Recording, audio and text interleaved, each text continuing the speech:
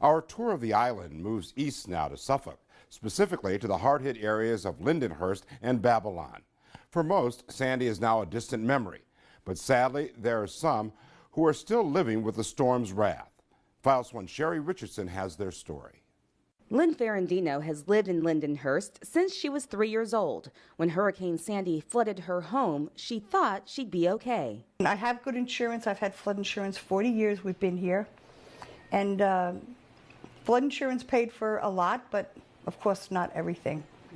And the major part was the holes in my foundation that weren't there before. Insurance wouldn't cover that, so she couldn't begin the process of elevating her home and rebuilding. She went to an informational meeting for help, and that's when she met Teresa Regnante of the United Way of Long Island. Lynn calls her her angel. She sat there and she said, well, do you have a special talent? I said, I watch grandkids and I cook. That's what I do. So she said, if you cook for my guys, I'll take care of your foundation. And I just, excuse me, can you repeat that? And she said it again, and I just welled up, and it was like a big burden lifted off of my shoulder. That was back in November of 2012. It wasn't until May of this year that she was finally back home. But others aren't as fortunate. Ed Anderson lives a few miles away from Lynn in Babylon. He's battling leukemia and is a single father. 2 years after Sandy, he's still struggling, not yet able to rebuild. Every day that I can set 2 feet down on the ground, I'm happy. So for me, you know, it's just, it's not as big a bump in the road as that was. But I also have a daughter who lives with me. I'm a single father, and it was rough on her. Ed and his daughter are renting an apartment, but he's still paying mortgage on a home that no longer exists. This summer, volunteers helped him tear it down. His flood insurance didn't cover as much as he had hoped. I had to fall back on New York Rising, and New York Rising is, it's just a difficult process to get through. It's frustrating.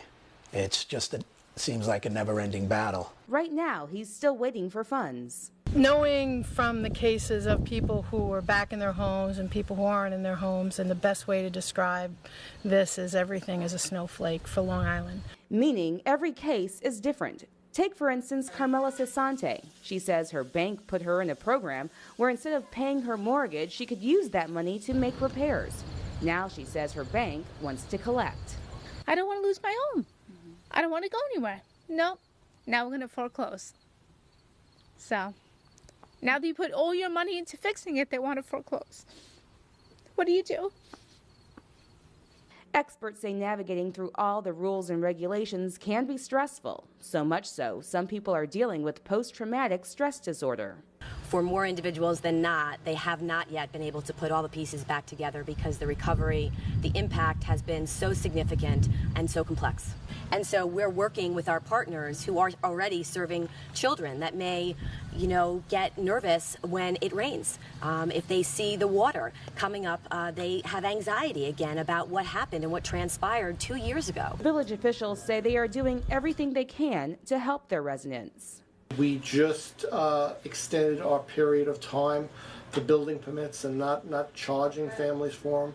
We're still taking debris away. What I'm disappointed in is really New York State and the lack of money for these people. It's starting to come around, but it's slow in coming. The village, too, is waiting to be reimbursed. Officials estimate Hurricane Sandy cost the village around $2 million in damage and repairs. That includes removing around 10,000 tons of debris, fixing roads and parks, and making enhancements to this marina like these power pedestals that are now removable. Not only are we looking to recover from what happened, but we're looking to improve things or mitigate our situation so we can helpfully prevent significant damage in the future. And our village marina is a good example of that. In the hopefully unlikely event of another major storm, we could actually dismantle the top portions of these pedestals. That'll save all the internal electronic and water valves. He says there is still more work to be done. As for homeowners, Lynn is looking forward to spending the holidays at home. It's been 2 years since she's been able to do so. Ed says seeing that his neighbors are making it back, he's hopeful.